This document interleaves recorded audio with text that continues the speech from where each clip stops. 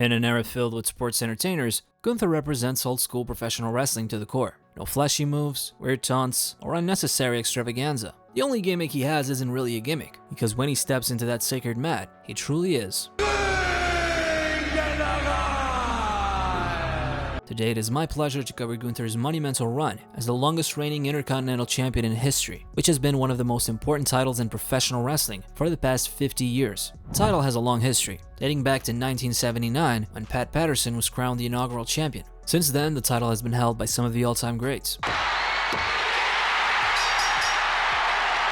including a who's who of Hall of Famers such as The Rock, Stone Cold Steve Austin, Randy Savage, Chris Jericho, Shawn Michaels, and Triple H. Although it is often looked at as a mid-card belt, the Intercontinental title has been up for grabs in the main event of major events, like WrestleMania 6 and the 1992 edition of SummerSlam. There's a reason why it's called a workhorse title. For the most part, people who have held it are the dark horses of the company and the show. And even though they may not get as much time in a spotlight or flowers as the main eventers do, it's not unusual for the IC title matches to steal the show.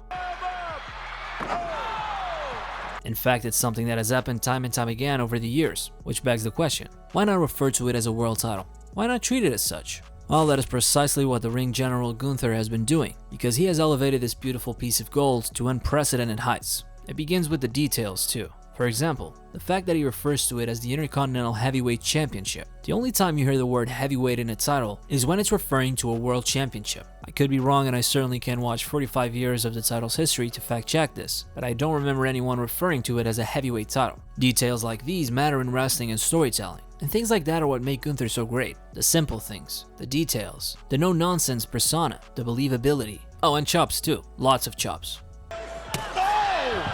Gunther's reign has been legendary. Since winning the title in 2022, Gunther, he's the new Intercontinental Champion! Wow. He has single-handedly restored prestige into the Intercontinental title, and many consider his run better than Roman Reigns' 3-year-long world title reign. Now let's start from the beginning and dive into his title defenses. The first one was against Ricochet. Before he faced Gunther, Ricochet had defended the title against guys like Jinder Mahal and Los Lotharios. Gunther was Ricochet's first legitimate threat to his title reign, and as soon as the two faced each other inside the sacred mat, Gunther dominated and captured his first title on the main roster, only 2 short months after being called up. 2 weeks later, Ricochet had his rematch, and Gunther made his first title defense. Gunther versus Ricochet always delivered, but there was a reason why this match wasn't so fun. It's because no one expected the ring general to lose the title just 2 weeks after winning it. All you need to do is look back at Gunther's run as NXT UK champion, which lasted 870 days, and you'll start to notice a pattern. Every time Gunther wins a belt, that title isn't going anywhere anytime soon, which is why no one expected Ricochet to win it back so fast. The reign of Gunther continues. Gunther's second title defense came against the previous Intercontinental Champion, Shinsuke Nakamura. Much like he did with Braun Strowman later on, Gunther brought out the best in Shinsuke Nakamura, who seemed to be coasting through his WWE run at the time. Of course, Shinsuke is a great wrestler, and he's put on some excellent performances over the years. This was also Gunther's first exceptional showing on the main roster, since he was primarily working tag team matches with Ludwig Kaiser or the Ricochet bouts, which were good, but nothing to write home about. This match displayed Shinsuke's striking ability against Gunther's technical ability and strength. The King of Strong Style tested the champion with vicious knee strikes, kicks, cross-arm submissions, and triangle chokes. After avoiding a Kinshasa with a wicked lariat, the champion dropkicked Nakamura and planted him with a powerbomb to secure the win. The SmackDown main event was great, but it didn't hold a candle to Gunther vs Sheamus at Clash at the Castle. Sheamus won a 5-man elimination match 2 weeks before Clash at the Castle to earn a shot at Gunther's Intercontinental title. This was Gunther's first title defense at a premium live event, and the former NXT UK champion didn't disappoint Cardiff. At Clash at the Castle, Gunther and Sheamus beat the living hell out of each other in a hard-hitting 5-star classic. The story here was that Sheamus had done it all in the WWE, except for one thing, winning the Intercontinental title. And in this angry Irishman's way of becoming a Grand Slam champion was a behemoth of a man, the ring general Gunther. Intercontinental Championship, here we go! These two hit each other so hard, it makes you wish one of those people who say wrestling was fake was there taking those chops instead. Both guys hit each other with no mercy or remorse, and I have never seen someone manhandle Sheamus like Gunther did that night. Needless to say, this was a contender for Match of the Year. Gunther received over 20 beats of the Bloodline and a high cross, Driving the challenger forward. but won the match with a wicked lariat. The crowd loved it, of course, and gave Sheamus a standing ovation at the end. This match was so good, it made WWE keep airing Sheamus and Gunther throughout the year, leading to WrestleMania 39. A match between Sheamus and Gunther will never disappoint, but they set the bar so high at Clash at the Castle, it was impossible to top it. But we did see a rematch. One thing that was better about the rematch than the original one in Wales was the drama of thinking Sheamus was going to get that big win, because at one point, that's exactly what it seemed like. Sheamus managed to lock in a Texas Cloverleaf on Gunther, unable to reach the bottom rope. Gunther tapped the mat twice. After hearing the tap, Sheamus released the hold and started celebrating. However, the ref told him the match wasn't over yet, which gave Gunther enough time to recover and capture the win with the help of a shillelagh. Gunther's 5th title defense was against the legendary Rey Mysterio. After continuous humiliation by his son in the Judgment Day, Rey jumped to SmackDown looking for a change. Later, he won a fatal 4-way match to become the #1 contender for the Intercontinental title. While the match wasn't amazing or anything, there was no way these two would have a bad match. Of course, it was a mismatch, but we all know Rey Mysterio is the biggest underdog of all time. He pulled out all the stops and nearly beat Gunther with a sunset flip powerbomb. Rey kicked out of Gunther's own powerbomb, but the champion caught him with a boot. How the hell is Ray still in this match? Followed by a wicked lariat in midair to retain the IC title. Their contrasting styles created an entertaining match with numerous close calls, making this one of Gunther's toughest challenges. It's debatable whether the third match between Gunther and Ricochet was better or not. They're fairly close since both challengers wrestle similar styles that contrast well with Gunther's. After winning the first ever SmackDown World Cup by defeating Santos Escobar, Ricochet earned a shot at the Intercontinental title. These two have delivered excellent matches every time they're in the ring together, and that night was no different, with each of them targeting their opponent's biggest strength, just so they could then turn it into a weakness. Gunther got Ricochet down, but he kept kicking out, and the only time Ricochet did stay down was when Gunther hit his finisher, the Last Symphony, followed by a pinfall. Since they had worked a few matches against each other up to this point, their chemistry was better than ever before, and most people agree this was their best match. Gunther is amazing at bringing out the best of his competition, and his match against Braun Strowman showcases that better than most, because this was one of Strowman's best matches. This was one of the only times where the Intercontinental Champion looked smaller than the man standing before him. There's a reason they called Strowman the monster among men. Also, seeing a guy like Braun Strowman being lifted in the air and powerbombed was unbelievable. Gunther's 8th title defense might be his worst though. Why? Well, with all due respect, I've never heard anyone say, "Yo, did you see that Madcap Moss match on SmackDown?" I don't have anything against him and he's improved, but the match was just boring, and everyone knew the outcome. Shoulders down, got him!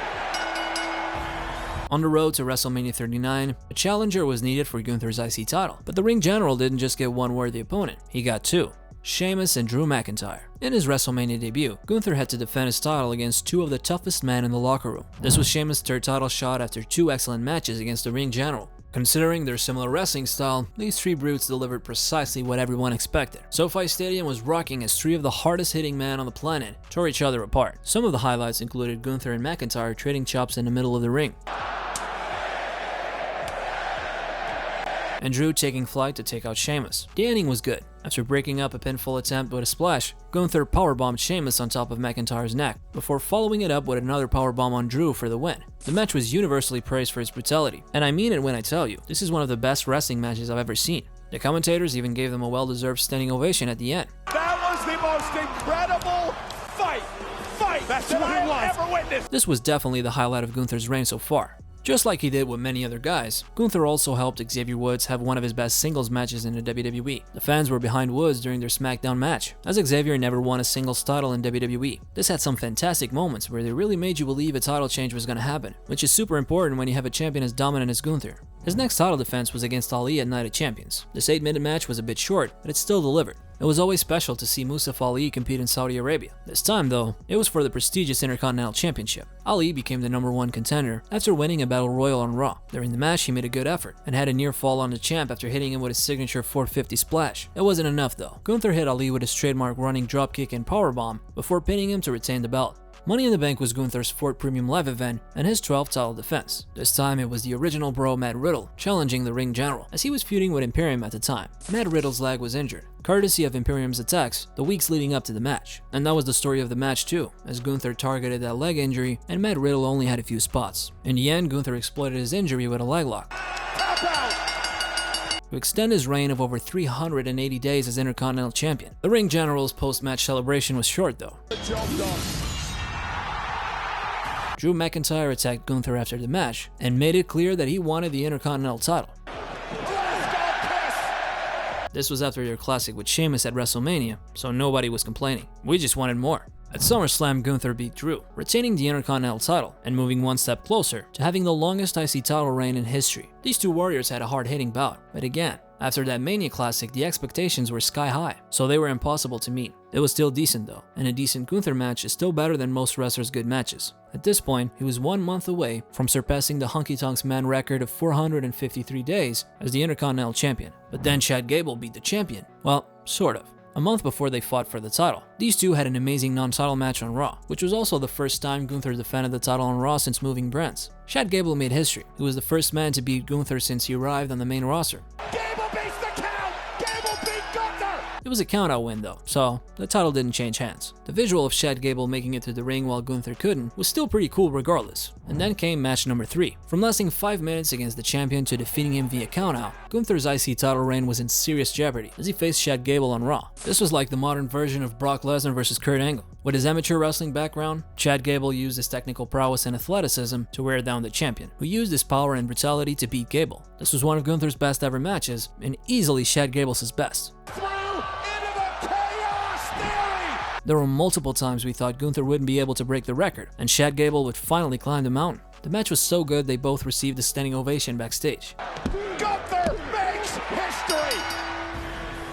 After this, Tommaso Ciampa feuded with Imperium when he started helping the Alpha Academy fight the trio. Ciampa and the Alpha Academy defeated Imperium on Raw, leading to Tommaso beating both Giovanni Vinci and Ludwig Kaiser separately on Raw over the following weeks. As a reward, Tommaso Ciampa challenged Gunther for the IC title in the main event of Raw. These two went to town on each other with brutal chops and dropkicks, but ultimately the ring general retained his title. After this, it was Bronson Reed's time to challenge him, which just so happened to be Bronson's best match on the main roster. Reed earned the right to participate in a 3-way. To determine the #1 contender for Gunther's IC title, the 3-way featured Bronson, Gable, and Ricochet, with Bronson Reed pinning Ricochet. Bronson then met the champion next week on Raw, and the two had a classic big man match, which was awesome considering it was on free TV. Despite the fact that Gunther retaining seemed obvious, the two threw everything they had at each other. I've never seen this in Reed. Are you kidding me? And Gunther's facial expressions after each move failed to keep Bronson Reed down definitely sold this one. The Miz invited Gunther to Miz TV on Raw, but he initially refused to come to the ring, instead sending Kaiser and Vinci to speak for him. After humiliating them, Gunther arrived and told the A-lister he was beneath him. The Miz acknowledged that Gunther was the longest reigning IC champion of all time, but he considered himself the greatest to ever hold it. Miz clarified that he wanted to test himself against Gunther and prove that he's the greatest Intercontinental Champion of all time. The Miz then won a fatal 4-way match and became the #1 contender, setting a Survivor Series clash. The longest reigning IC champion of all time, with a 500-day-plus title reign against the 8-time Intercontinental Champion and the man with the second most IC title reigns of all time. At Survivor Series, Gunther prevented Miz from tying the all-time record for most IC title reigns and further cemented himself as the most dominant champion in history. But this wasn't the end for The Miz. In a backstage segment, Miz confronted Gunther and demanded a rematch. The leader of Imperium agreed on one condition. If Miz lost, he couldn't challenge for the title again, as long as Gunther held it. This was The Miz's second chance to win the Intercontinental Championship for the 9th time, something that only Chris Jericho has done. The Miz put up a good match, but Gunther hit him a chop after chop. At one point, both of them were outside the ring, and Gunther attempted another big chop, but The Miz ducked, and Gunther hit the ring post instead. Miz then focused on the injured hand throughout the match. He hit not one, but 2 skull-crushing finales. But he couldn't cover him immediately, and the champion rolled out of the ring. It turned out to be The Miz's last chance, as Gunther hit a powerbomb followed by a clothesline and another powerbomb to retain the title. This was Gunther's 19th title defense, and as a result, Miz can challenge for the belt again, as long as Gunther holds it. Then it was Kofi's time. And Kingston reminded us why he's one of the best babyfaces of the last 2 decades. He's dynamic and likable, and thrives off the crowd's energy. Gunther is just so overwhelming though. Kofi put on a great fight, and the two delivered a highly entertaining match, before Gunther powerbombed him to extend his record-breaking title reign. For some time now, main event Jey Uso has had his sights set on singles gold, and he challenged Gunther for the IC title in the main event of Raw. They had a great match, and the champion dominated the early stages. Jey kept fighting though, and he was on the verge of victory after hitting multiple spears and a splash. But just when he was about to pin him, a hooded man rang the bell, and it was none other than his twin Jimmy. Jey took out Jimmy with an outside dive and kept fighting, but in the end the champion retained.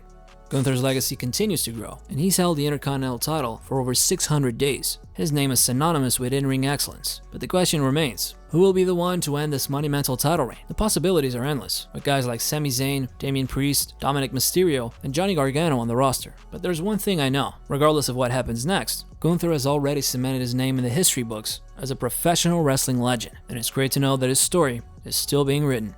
Speaking of stories, check out this video where I talk about the biggest dilemma in WWE today. Who should finish the story? See you soon.